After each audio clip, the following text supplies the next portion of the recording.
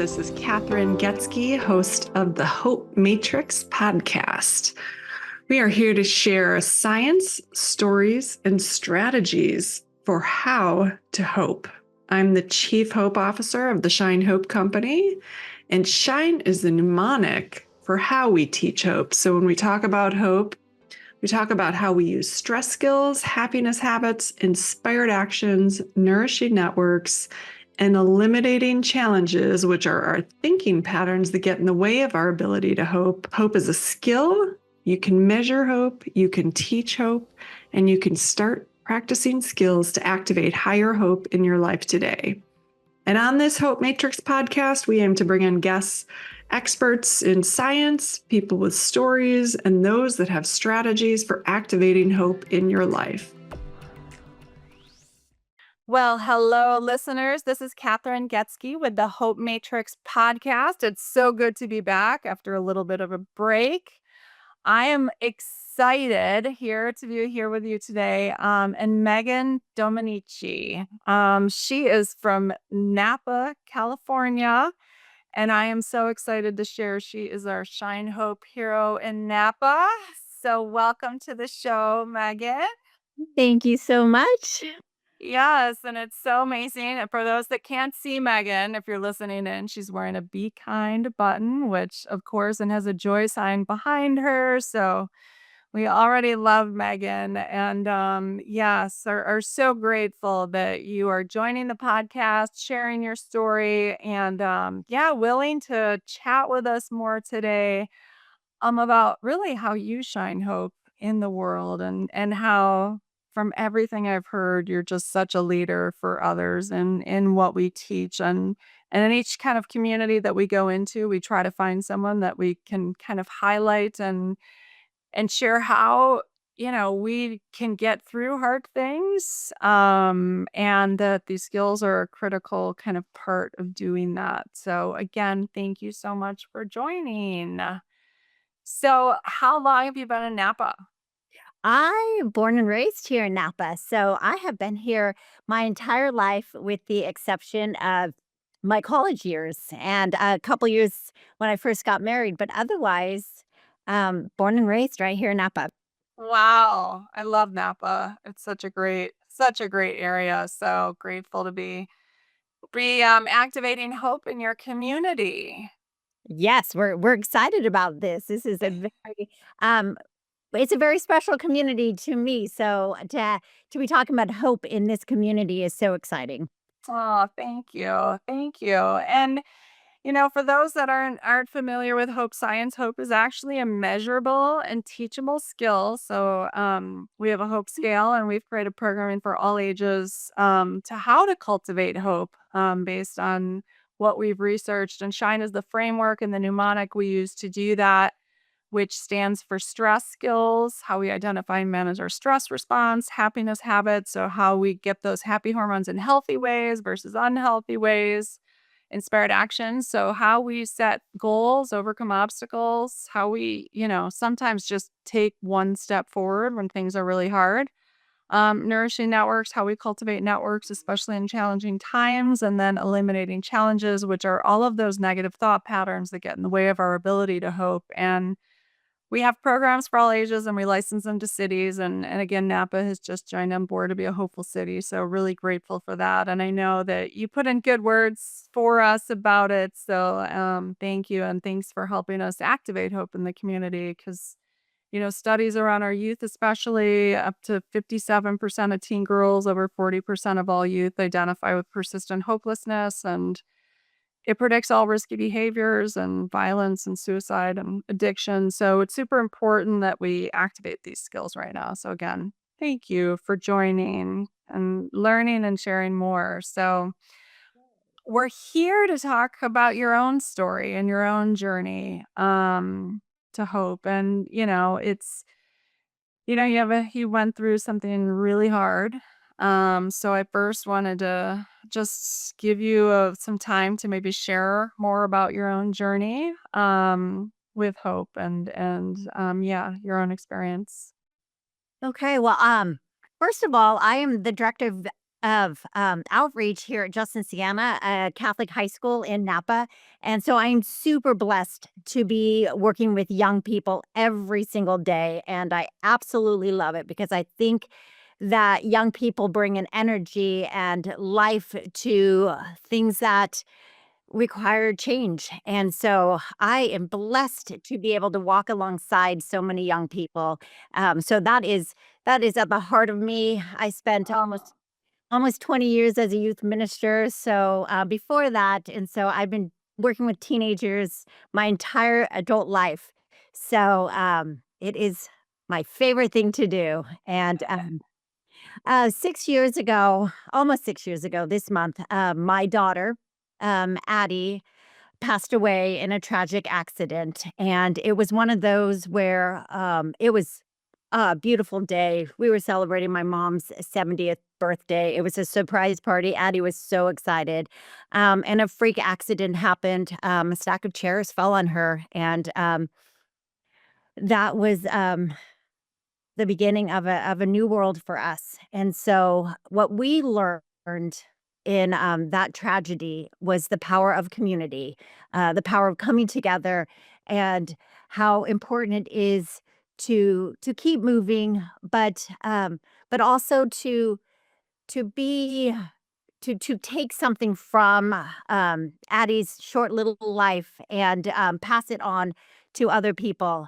I think right away people said to me how in awe they were of our faith. And I remember, I think it was the second day, I remember standing up in front of my school community and just wanting to make sure that the kids knew that Addie was okay. There was I'll say the word hope, but for me, it was like just a strong faith. I had no question from the very beginning that Addie was okay and that she was in a better place. And because of that, I have found great peace. And I don't say that like there are some very awful days, and I still go through them. And it is crazy that 6 years later, some of the days just wipe me out, and I don't know where it came from, and it's messy. But in the heart of me, I know that she is in a good place and that my faith carries me through that. And the fact that we are surrounded by a community that loves us, and there would be a text message from somebody. Sometimes wasn't someone I knew all that well, but it was a text of love and hope and moving forward, and just it was a hug in a form of a text, and that was a pretty special thing. Yeah. Wow. Yeah, I mean, it's the way that it happened, so tragic, such a shift from one day to the next. Everything is just kind of different all of a sudden. How did you deal with grief practically on it? So the S, we talk about stress skills, and grief is, one of those emotions, the sadness. It can, feel so overwhelming. And so I hear that you had that balance, that faith and you also had the set. Like, how did you practically deal with that? I think the practical side of it was, um, well, it's interesting. So I have two other children, Nick and Sophia. They're older than Addie, so they were big sister, big brother. And I remember people saying, "I don't know how you're managing. Like, I don't know." And I remember in the early days, I said, I don't have a choice. I have these two other kids that I have to take care of. I have a husband. Like, I don't have a choice. And it might have been, maybe like a year later, I realized that I actually did have a choice. And every day I was choosing something. And it was hard work and it did require action. But I just remember thinking, I don't have a choice. I have to do this. And that wasn't truth, because I was actively choosing. And I think what you're asking is, what did that look like? And I think that was, getting up in the morning and doing what I had to do to take care of what was in front of me in that moment. For me, exercise is important. So keeping, active and doing some of my routine things. But service is a huge part of who I am. And being able, like, I think in my messiest moments, when I take care of somebody else, feel better. And I think that's what my job is actually at Dress and Sienna with outreach is it's service. And so I'm constantly you're telling the young people, well, if you're in a messy place, well, let's get out there and let's serve because service is such a powerful way for us to put our troubles kind of aside for a moment and think about something different. Yeah, absolutely. Yeah, it's part of, I mean, and the research all supports that. It's part of our happiness habits and doing things for other, volunteering, giving back, getting out of that self and giving for others, exercise, nutrition, kind of sleep, all of those things. And oftentimes when we go through challenging times, we don't do that stuff because we're so consumed with our own grief or anger or fear or kind of whatever it is. And so, like you say, it is a choice and it's a hard choice. Like, what do you think? How do you think you were able to get out of bed? I mean, how do you think you were able to? Yeah, I think just hearing you say it like that, there were things that I let go of. There were absolutely things that I was like, "You know what? I don't have to worry about that right now." Like, that is not important, and recognizing that there were some things that we just had to set aside for the moment. We'll get to that when we get to that. That really helped. I definitely I spoke to, professionals. I instantly was set up with a therapist. One of my first things I asked, I think the day of, was help me figure out how I'm supposed to raise 2 kids who have lost a little sister, and I wanted to make sure that I was equipped to parent 2 kids who were grieving their sister. So, like, so many layers of it. But Yeah. asking for help, asking was it was super important. Yeah. Yeah. Yeah. And courageous that you did. And so smart that you did. Often we don't. And we go for years and then we internalize everything and we have all of these unhealthy kind of coping mechanisms. So doing it up front when you're in that kind of crisis trauma response to help you kind of keep going and keep you accountable and moving through it and processing is so critical. So amazing that you did that for yourself when and you know that you're already thinking about others like how is it going to impact them and what can I do to support them. So just and I think too that is such a helpful perspective to take because when we are thinking about other people and the impact and what we can do, it takes that focus of I mean, it takes the, oh poor me or this happened to me and I can't do anything because it's so horrible for me, because we do still have meaning and purpose and we have to learn how to navigate kind of the new experience in life. Absolutely. Um, Yeah. I will say I just lost a very dear friend of mine to cancer, and I was trying to process why it was hitting me so hard. Like, isn't like somehow shouldn't get a little easier to deal with these feelings. And my sister was processing with me, and she very much said, "I've been thinking about you, Meg, and thinking that how this impacts you so much, but I think the moment you feel grief of that, extent, you immediately feel it all over for your loved ones. So every time somebody has that similar experience that you have, you just carry it and you feel it. And I have to give myself a lot of grace in those moments because they can be messy. Yeah. Yeah, and they feel like they're gonna stay forever. At least for me, they like it ever. I was like, I'm never this is gonna feel horrible forever. And it's still, I mean, it's been since I lost my dad, over 35 years, I think. And I'm still like some days I just can't breathe, it all comes back. But yeah, it's really wonderful that you were proactive for yourself and for your family and kind of navigating your way. And the actions, what were the like, any specific things you did that really help or, like, what like, taking one step forward? I mean, sometimes it can just feel impossible to get out of bed, or to do one thing, and, you're mentioning you have family and to support and take care of, and still a lot of people have that, and they can't find the strength to get out of bed or the will to get out of bed. What do you think, you know it is, or what supported you in that? Well, it's interesting. Right away, one of my dear friends said I was going to struggle with this because I lost my grandmother to smoking, and I joined the tobacco cessation, program. And I was like, I'm going to do whatever I can to prevent others.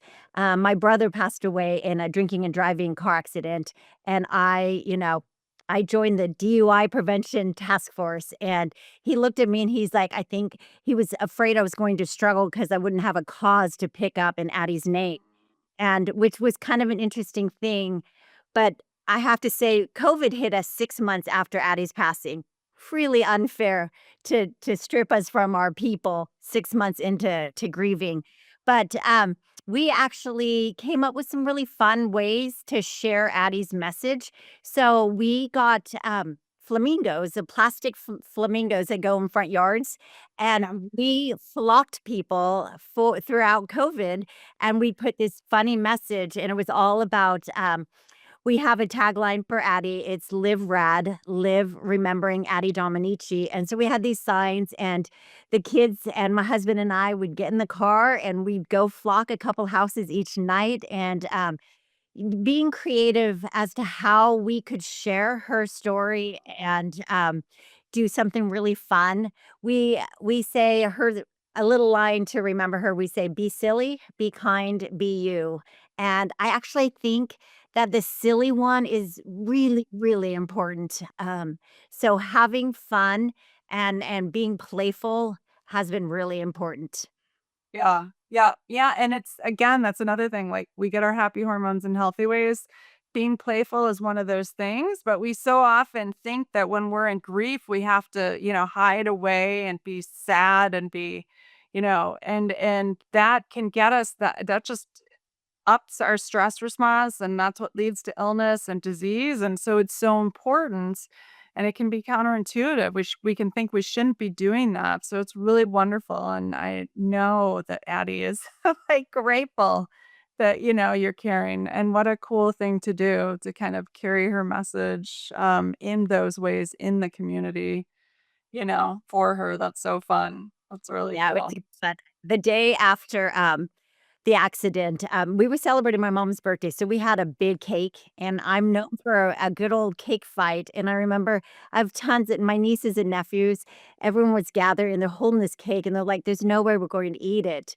And so, like, before you know it, we are, like, we're throwing cake, and, I think, humor and laughter Uh, really has been at the heart of our healing process without a doubt. Addie's cousins were there at the accident. These poor kids had to give her CPR. 6 years old, little. Was so hard on them. And they when they hug me, even to this day, they hug me extra tight. And I just love these kids so dearly, and I just feel um, I wasn't there, at the accident. My husband and I ran an errand, so we didn't have to do the ugliest part of it, but these kids did. So, loving on them and embracing them, is so important to me. Oh, wow. You talked a little bit about the text messages people sent. I think oftentimes people don't know what to say or don't know what to do. So, can you talk a little about what you heard that was helpful or supportive, and if there's anything that wasn't? Yeah, can you share? Yeah, I would actually say, honestly, less is more. Don't overthink it. Uh, for me, the most powerful moments were the hugs. I would get a hug from someone that just said it said so much in that hug.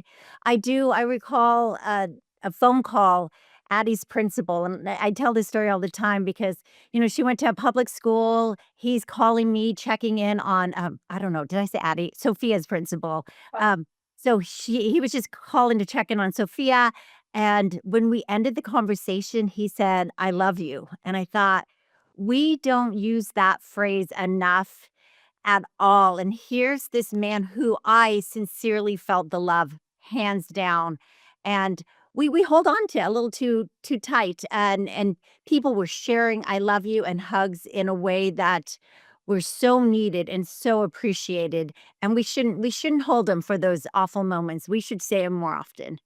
I love that. Yes, we were just talking about that. And my friend Scarlett Lewis actually runs the Choose Love movement, and she teaches love. And we have this fear associated with saying love, that it means this, but like really, it's the greatest gift you can give people: hugs and love, and like, yeah, it's a that's a magical thing. That's great for a principal to say. Yeah, that's super special. And so you've talked the N is nourishing networks, and you've talked a lot about your networks supported you through that. I mean, how do people how do you build and strengthen networks? A lot of, we know that loneliness is very high in our country, and I often say you have to set goals. If you're experiencing loneliness, you've got to set you've got to look at your hopelessness about that, and you've got to set goals and take steps to actually create connections, because it does take a lot of work to build and keep connections. And it sounds like you're pretty brilliant at it. So can you give us any words of wisdom on how to, yeah, make better connections? And Ugh, I that's a really good question, and I do know that people, they struggle with it, and are constantly looking. I I I think putting yourself out there is so essential, so much easier said than done. I do realize that, but every chance that we have to reach out and to nurture, it's so important. We lose sight of the little text messages, how far they can go when we nurture relationship. And I don't think we have to look too far. I think we have to look who's right in front of you. If it's classmates or teachers or, a youth group or whatever it might be, and just nurture exactly what it is we have in front of us. yeah, Neighbor, something like that. And sometimes just just going out and, putting a sign on a door can open possibilities. And I love it. I like I said, working with teenagers, inspiring them to be creative as to how they can make a difference in this world has taught me so much of the different ways that we can do relationship and networking and that kind of stuff. yeah, yeah. So critical. And yeah, and in talking about your work, I mean, and I mentioned the statistics around kids and hopelessness, and I always think, God, if we could just channel all of their angst and anger and fear and sadness into like solving challenges and innovating and ideating around the things they care most about, like that could be such a powerful, powerful force. And unfortunately, right now they're using it to harm themselves or harm other people for the most part. And that's why, to me, teaching them these skills are so critical, because once you learn how to do that, harness the power of your sadness and use it to fuel action, why you're here, what your purpose, and to innovate and problem solve around things. Same with anger and frustration and fear. And I love that you work with kids, because I mean, they teach me so much, and have taught me so much about how we hope. They're so brilliant at it, and I almost think they kind of learn it. We teach it out of them. But Yeah, I agree. you know, Absolutely. yeah, so getting them back to that, that's so fun. Great. And we know that, everyone needs at least one person they can talk to in times of challenge. And, when we have our educators, we always encourage them. If students don't have anyone, please be that for that student. It's a big indicator of success in life and outcomes for them, is having that one trusted adult or person in their life, or a best friend, or, someone they can go to. So that's super important. And then eliminating challenges, which are the kind of negative thinking patterns. Did you have a lot of challenges with those? Like, were you in your head a lot after it happened? Did you ruminate a lot? Did you, worry about the future? Or what were some of those? Um, I I would say for me, the hardest thing for me was silence. So when I would lay down at night, any kind of quiet time, just it took me to a place I didn't want to be. So I didn't allow for way too long. I didn't allow myself to have quiet time. I'd put the earbuds in, I'd have some kind of noise. I kept moving and being busy, and it took me a while to be capable of some quiet time. It was just too messy. I even said that my prayer life got really messy because even though I was at peace, that I knew where Addie was and heaven, Jesus, the whole bit, I just the slow down, quiet moments took me to places I just didn't wanna be, and so I avoided a lot, and, it took me a stretch to figure out how I could allow that silence and the reflection and the moments to even just to allow me to be present with Addie, which I kind of wasn't allowing myself to do because it was so hard. Yeah. Yeah, that makes sense. And so do you have any advice for listeners that are having kind of challenges with that quiet? What would you I mean, I don't it required me to take the time. I don't know if I would say I wouldn't force it in one sense. I found it in different places. I could find it when I went to church and sat there with other people, that kind of stuff. Um, I think a lot of it is giving yourself that grace I spoke about earlier. Like allowing yourself to work through the process, definitely talking it out. If I didn't have the therapist I had that first year, I don't know how I would have made it through some of that. And of course leaning on people around me. Yeah, yeah. So wonderful. So the final kind of question is what kind of message would you want to send to the world? We deal with yeah, hopelessness is a completely normal our moments of hopelessness are they happen all the time. So when you break it down, it's despair, you feel emotional, sad, angry, afraid, and you the sense of helplessness about it. And so of course when you lose someone, you're gonna have, a lot of moments of hopelessness. And it's just really about managing those moments in healthier ways, and we use the shine skills for how we kind of teach on how we do that. Um, but there's so many things we go through moments of hopelessness about and moving, changing jobs, addiction. Veterans have a lot of challenges if you're housing, if you've got food insecurity, all of these kind of things. And so we just want to kind of normalize the conversation around it. It doesn't have to be a big thing to have happen to experience moments of hopelessness. We all experience them. That's why we all need to learn, the skills to build our hope muscle. But we kind of end with any kind of messaging you would want to send the world, or maybe Addie would want to send the world about, what you've been through and insights and what you might send to other people. I would say that I think being real is so important. My coworker would walk into my office and he'd be like, "Okay, what are you at on the messiness scale today?"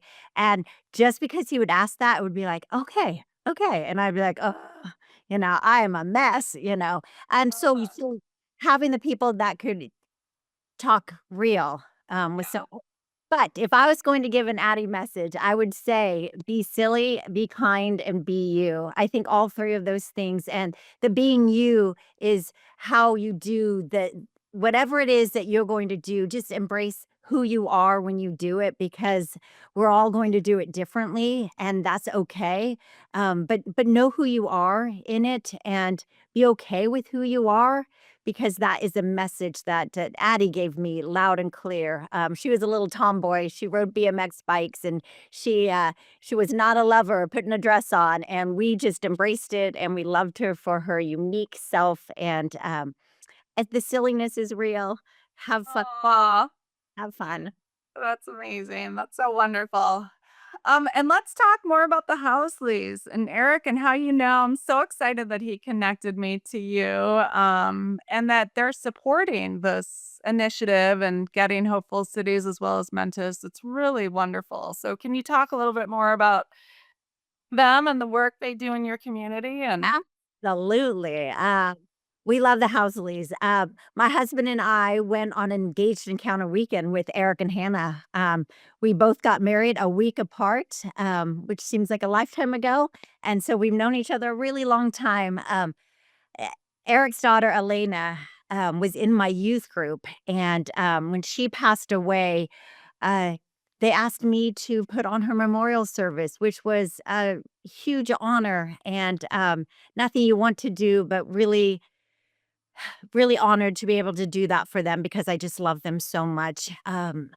When Elena passed away, she passed away 9 months before Addie, so crazy that we have that in common. But when she passed away, I was devastated to feel the pain of a friend losing a child.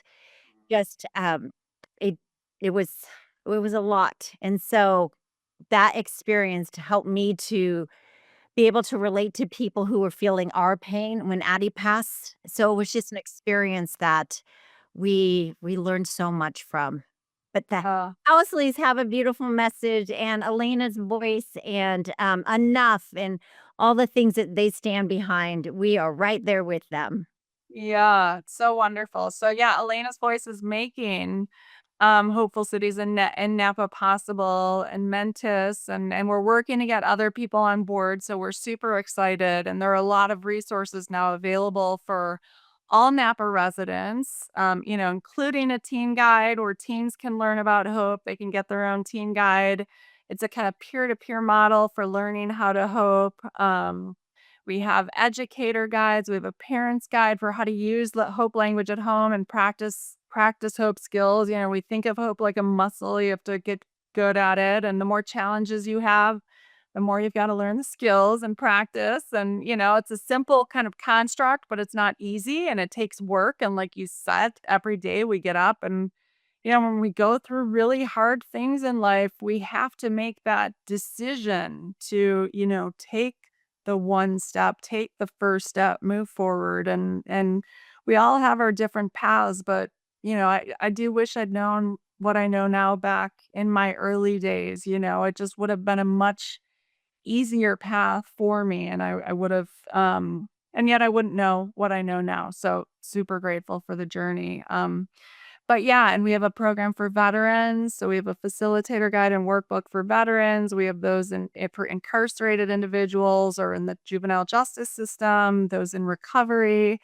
I've been in recovery 21 years and hope and these skills have definitely been really important in that journey.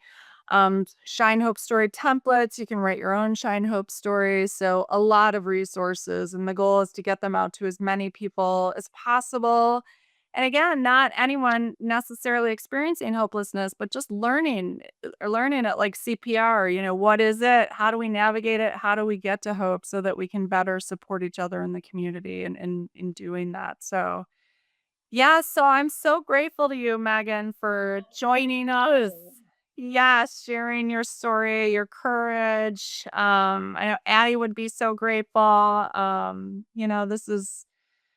This is how we make it easier, for others by sharing what we know and what worked and what didn't work and we don't wish any of this on anyone and yet grateful to carry on people's, Addie's voice, my dad's voice, through Elena's voice through all of this. So, yeah. So, listeners, if you live in Napa, be sure to check out Hopeful Cities and the Napa page where you can download all the resources available at no cost again. And if you want to become a Hopeful Cities, reach out to us at the Shine Hope Company. We would love to activate more cities and get these resources to more communities because they are so critical. And we're passionate about ensuring all know what hopelessness is and how to get to hope. So, any final words, Miss Oh, Melody? just thank you so much for giving me the opportunity to share my story and Addie's story too. Oh, absolutely. And thank you. And thank you for being a youth is it a what are they sorry, youth I'm advisor? outreach. Yeah. Yeah. Yeah. I know. I'm trying to think of because I was in the youth program and I loved it. So Dick Wolschlager, if you're listening, you're amazing. I loved I love that group. So, and thank you, listeners, for listening in. If you were inspired by any of this, please do share it. And thank you so much. And just know, no matter what you're going through, you can get through it. You just got to buckle down and keep shining hope. Thanks a bunch for listening in. Thank you. So thank you all for listening in to the Hope Matrix podcast. We want to shine a light that hope is teachable, hope is measurable and teachable, and provide you with actionable insights for how you can start activating hope in your life today, and provide a framework so you can start talking about hope with other people and practice these skills together, because we are better with hope. Please feel free to check out theshinehopecompany.com, where we list all of our resources around how to hope.